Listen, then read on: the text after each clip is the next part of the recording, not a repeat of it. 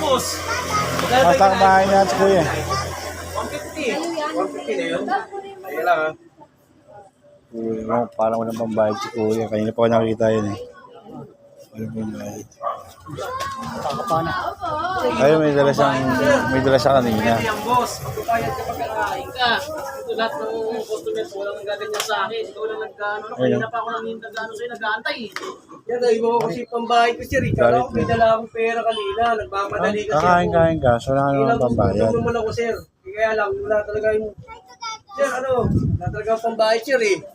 Wala akong dala eh. Yan, payad ka. Kakain ka, wala akong pera. Oh, alam ko naman yun, sir. Ayan, dahil mo demand sa akin sa loob eh. Demand kung ano yung utos mo sa akin. Magkakain, sir. Alam ko naman yun eh. Kala ko kasi may pambayad akong dala eh. Hindi ko naman alam na gano'n ka pala yung nangyayari.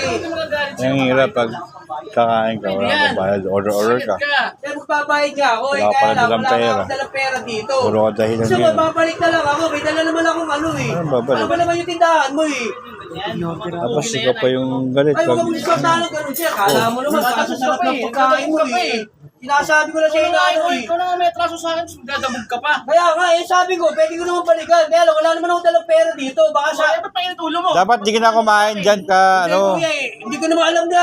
Wala ka pala dalang pera eh. Kaya nga, magbabayad na ako eh. Paano magbabayad? Saan pabayad mo? Kaya wala nga akong dalang pera. Kaya nga sabi Eh sa'yo. bakit hindi ka kumain? Dahil walang pera eh. Hindi ko naman alam kuya na may kala ko may Eh nakuha. dapat na-check mo muna kung may pera ka. Eh. Dapat Dami demand sa akin. Ano sa akin? Wala namang pambayad. Na yan eh. Kaya nga sabi sa'yo, babalikan ko na lang kinain ko. Baka pwede. Pwede yan. Wala akong ibabayad, kuya. Eh, kala mo naman, tatakbuhan ka. Pre, wag mo pakawalan yan pre. Domon to. Hindi ba itong ulit? Hindi naman masarap ang pagkain mo pati. Kala mo ba masarap ang pagkain mo? Kahit hindi masarap yan, pinagluto kita, bayaran mo yan. Wala ka na nga pambayad. Ang lahit ka pa ng pagkain. Kaya nga, eh, kumakasingil. Ayaw naman. Ano kaya? Kuya, dapat hindi ka na nalalain. Tantakiusap ka na maayos. Huwag ka sisigaw. Wala akong problema. Ang sabi ko, pwede akong bumalik. Kaya ng barangay dyan. Kaya nga, sabi sa'yo, wala nga kayo babayad eh. Yan, mag-ayos ka na kung wala yung magbabayad. Kaya nga, nandun na nga eh. Siyempre, Nagdabog-dabog ka pa. tatakbuhan ka, hindi ka naman istapahin eh. Sumisigaw, ikaw na nga yung may traso, ikaw po sumisigaw. Ang ganda ng usap ko ah. Sa akin, wala kang Barangay pagbayad. mo Di ba sabi ko, baka pwede akong bumalik, balikan ko lang. Kasi akala ko hindi dala akong pera. Ba't wala kuya? Balikan ko na lang yung kinain ko, wala kang babayad. Sumisigaw. Sinasabi ko lang, pinaliliwanag ko lang sa'yo. Ito na lang gusto ko mangyari oh. May dala ako rito, ito. Ano yan? Iwan ko na lang to. Iwan ko na lang yan kuya, para ano.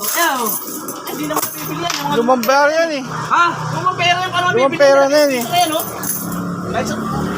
Kahit sa bangko, Yan mo, bibili. kahit sa tindahan, di mapipili pera mo eh. Budol kaya ata. Yung budol kuya, ano ko na lang siya. Ayun na muna. Pera. Budol kaya ata. Ayun kuya, ayun lang, may iniwan naman ako. Ayun o.